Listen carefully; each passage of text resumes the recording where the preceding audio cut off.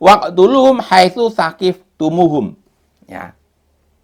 Jadi bunuhlah, perangilah orang-orang kafir Quraisy dimanapun kalian menemukan. Nah, mungkin ini dalil untuk melakukan teroris. Assalamualaikum warahmatullahi wabarakatuh. Hari ini saya akan membahas tentang dalilnya teroris. Di sini saya ngambil literasi tafsir Jalalain tafsir Jalalain surah Al-Baqarah ayat 190 dan 191. Saya bacakan. Walamma sadda sallallahu alaihi wasallam anil baiti amal hudaybiyati wa lahal kuffara ala ayya'udal amal qabila wa yuhlu lahu makkata salasata ayyamin.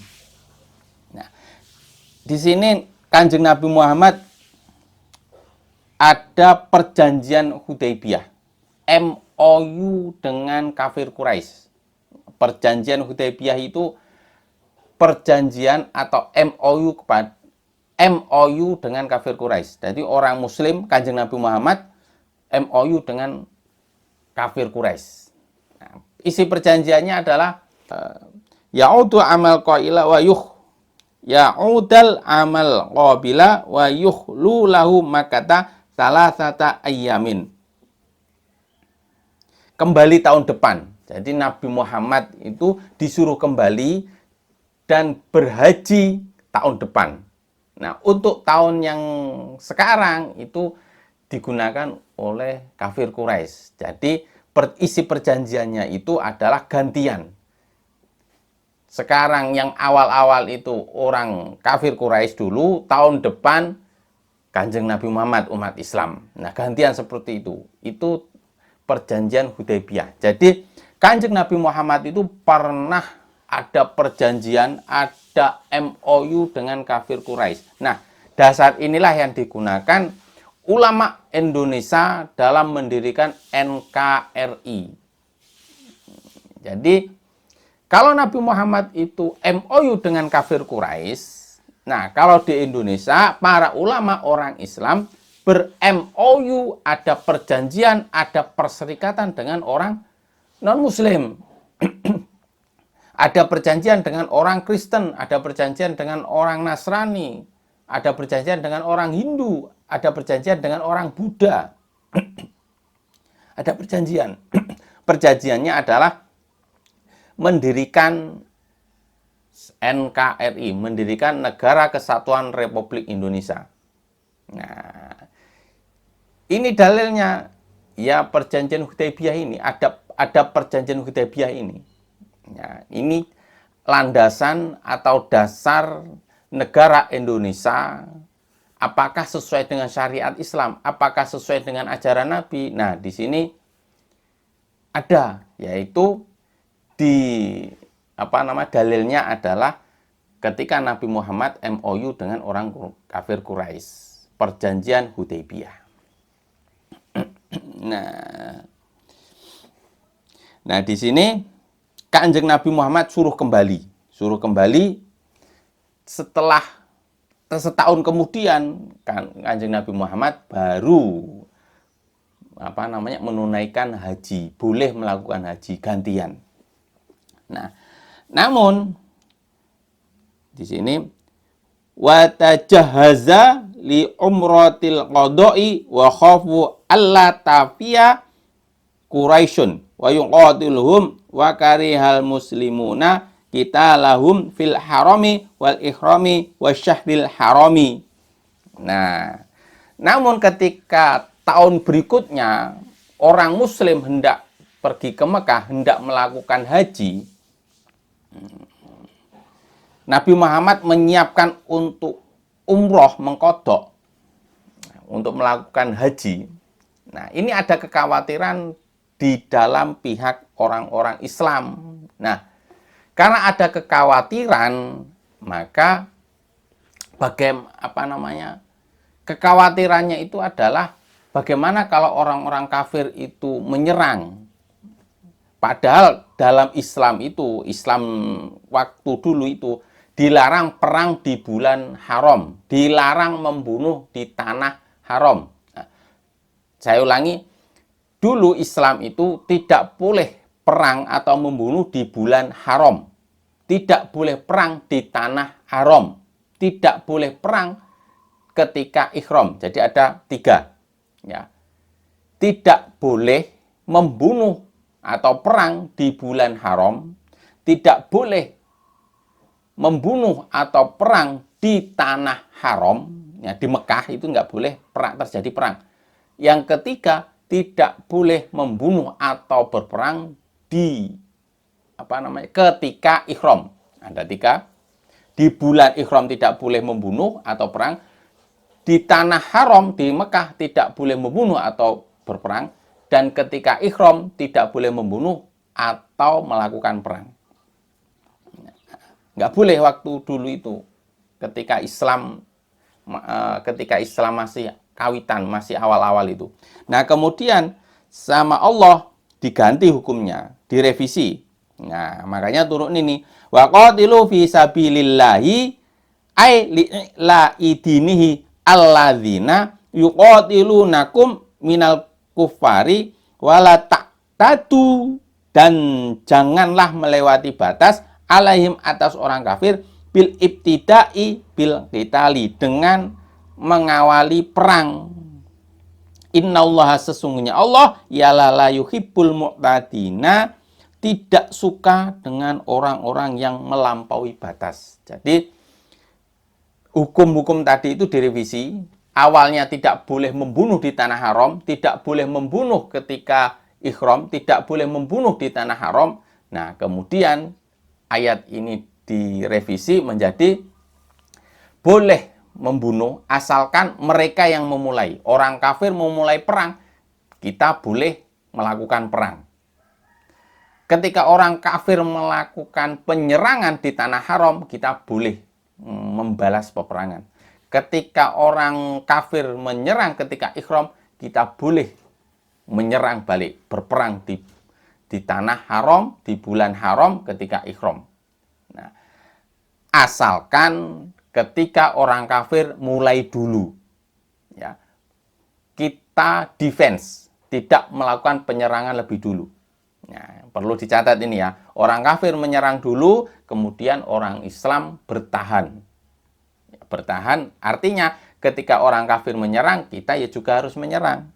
Mereka yang ngajak perang, ya kita harus melawannya. Nah, direvisi seperti itu.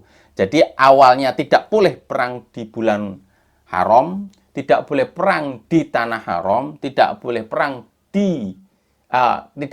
ketika ihram. Nah, kemudian direvisi hukum ini, boleh perang di bulan haram, boleh perang ketika ihram, boleh perang di tanah haram, asalkan orang kafir menyerang duluan.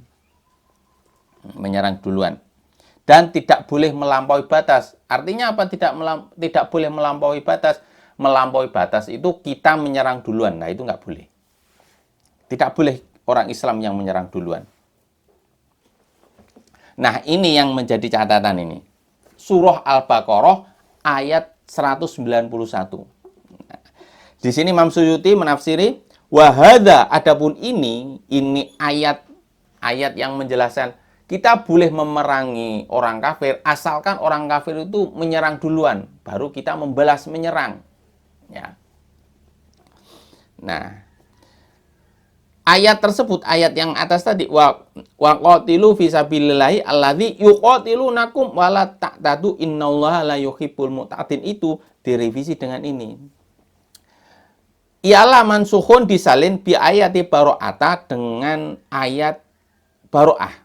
Au biqauli, atau direvisi dengan dawuhnya Allah, atau dengan ayat waqtuluhum haitsu saqiftumuhum. Ya kan? Nah, di sini ini merupakan ayat tentang teroris. Ini ayat untuk teroris. Nah, dasar untuk teroris. Waqtuluhum, dan kalian perangilah para kafir Quraisy haitsu saqiftumuhum, dimanapun kalian menemukan orang-orang kafir. Wajadtumuhum, maksudnya ketika kalian menemu orang-orang kafir, jadi dimanapun kalian menemukan orang kafir, waktuluhum, perangi. Waktuluhum, perangilah orang-orang kafir tersebut. Haitsu taqiftumuhum, dimanapun kalian menemukan orang kafir tersebut.